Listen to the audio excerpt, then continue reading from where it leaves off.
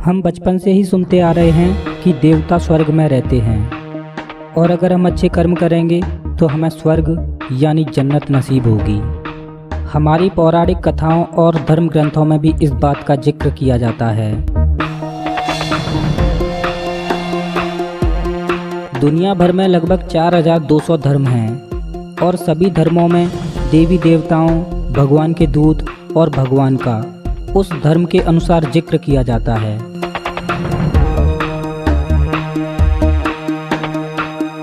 लेकिन अब सवाल ये है कि हमारे धर्म ग्रंथों में देवताओं के बारे में जो पौराणिक कथाएं बताई जाती हैं, क्या वो सब सच हैं और क्या हमें अपने ग्रंथों पर विश्वास करना चाहिए? आइए जानते हैं। हम 21वीं सदी के लोग हैं और ये विज्ञान की सदी है। विज्ञान के इस युग में किसी भी प्रकार के अंधविश्वास के लिए कोई भी जगह नहीं है। एक समय था जब लोग मानते थे कि पृथ्वी ब्रह्मांड के सेंटर में है और चांद, सूरज और अन्य तारे इसका चक्कर लगाते हैं। लेकिन विज्ञान ने लोगों के इस भ्रम को दूर किया और पृथ्वी के बारे में सही विवरण दिया। आज विज्ञान की मदद से हम दूसरे ग्रहों पर जाकर उनका निरीक्षण कर रहे हैं। लेकिन अब सवाल ये है कि विज्ञान के इस युग में क्या हमने अपनी पृथ्वी को पूरी तरह से समझ लिया है?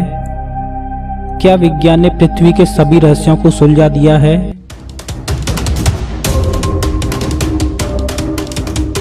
अगर हम इतिहास में झांककर प्राचीन सभ्यताओं द्वारा छोड़े गए निशानों को देखें तो उन पर विश्वास करना मुश्किल होता है।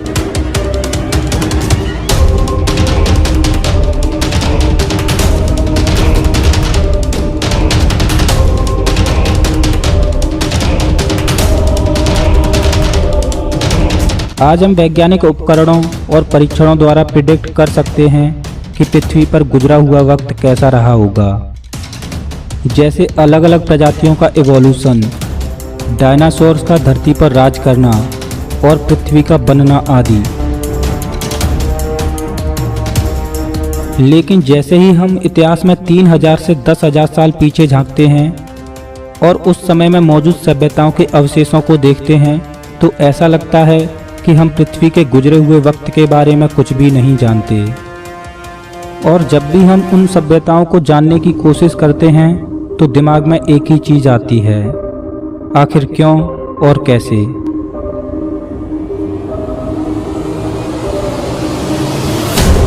क्यों और कैसे नाज़का लाइन्स को बनाया गया था?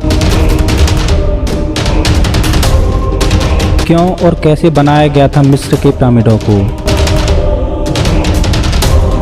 क्यों और कैसे बनाया गया था ईस्टर द्वीप की मूर्तियों को?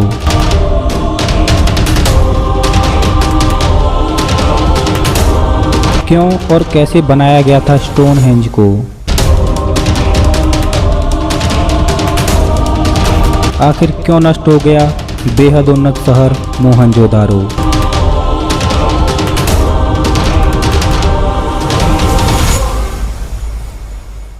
वर्तमान में ऐसे ही कई और उदाहरण हैं जो गुजरे हुए वक्त से सिर्फ यही पूछते हैं कि आखिर क्यों और कैसे।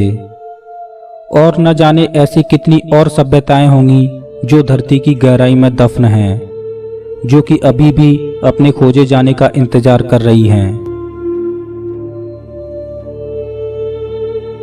अगर हम इन सभ्यताओं को गहराई से देखें तो हम माने या ना माने, लेकिन उनकी टेक्नोलॉजी बेहद उन्नत रही होगी, क्योंकि बिना किसी तकनीकी मदद के भारी भरकम पिरामिड्स को इतने सटीक ढंग से बनाना असंभव लगता है। ऐसा लगता है जैसे अभी जो हमारी टेक्नोलॉजी है वैसी ही टेक्नोलॉजी इस धरती पर पहले भी मौजूद रह चुकी है। आप अपनी स्क्रीन पर जो तस्वीर देख रहे हो वो इजिप्ट के एक मंदिर में नक्काशी की हुई तकरीबन 3500 साल पुरानी तस्वीर है। अगर इस तस्वीर को गौर से देखा जाए तो इसमें दिखने वाली आकृतियां हमारी आधुनिक तकनीक जैसी लग रही हैं, जैसे आधुनिक हेलीकॉप्टर जैसी दिखने वाली आकृति, मोटरबोट या टैंक, छोटे जहाज और पनडुब्बी।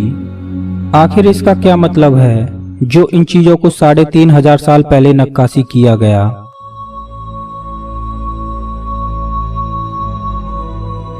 1901 में ग्रीक आइलैंड के एंटीकाइथेरा तट पर एक डूबे जहाज के मलबे से लगभग 2000 साल पुराना एनालॉग कंप्यूटर बरामद किया गया, जिसको कि एंटीकाइथेरा मैकेनिज्म बोला जाता है।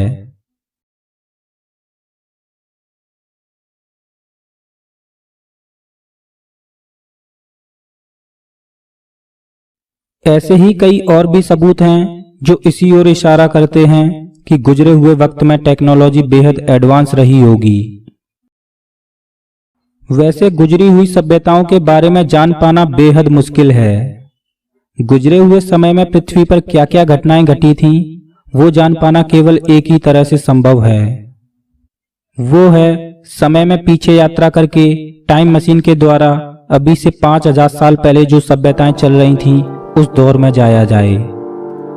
लेकिन समय में पीछे यात्रा कर पाना असंभव है।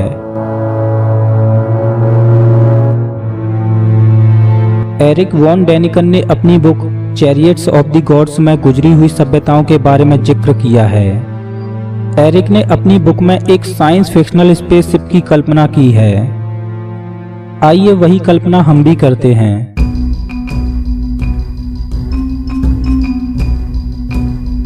मान लो कि अभी से कुछ सालों बाद भविष्य में हमारी टेक्नोलॉजी बहुत ही एडवांस हो जाती है।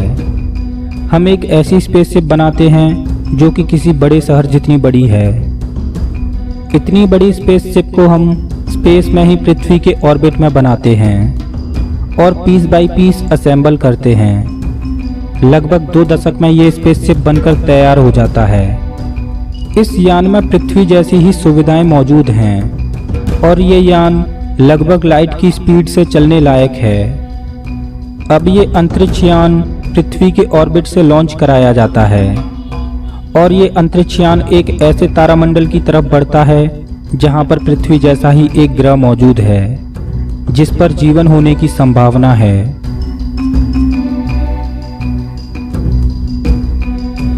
दस से 12 साल की जर्नी के बाद ये अंतरिक्ष यान उस तारामंडल में प्रवेश कर जाता है और अपने अंतरिक्ष यान को उस पृथ्वी जैसे ग्रह के ऑर्बिट में स्थापित कर दिया जाता है।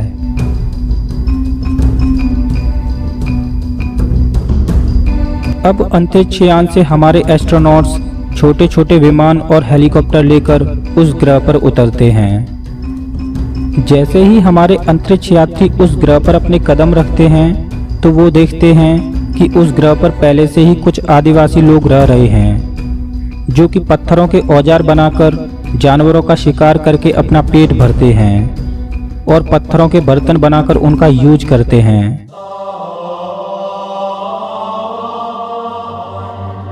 वो लोग उस ग्रह के चांद और सूरज को अपना भगवान मानते हैं क्योंकि दिन में सूरज की रोशनी से वो शिकार कर पाते हैं और रात में चांद की रोशनी से।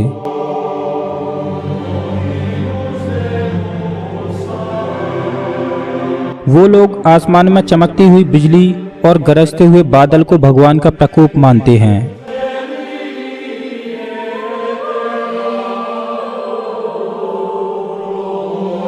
लेकिन जैसे ही हमारे अंतरिक्ष यात्री उस ग्रह पर उतरते हैं तो हमारे वहां पहुंचने से उन आदिवासी लोगों में खलबली मच जाती है और वो बहुत ज़्यादा डर जाते हैं क्योंकि उन आदिवासी लोगों ने इससे पहले कभी भी आसमान में उड़ती हुई इतनी बड़ी बड़ी चीजें नहीं देखी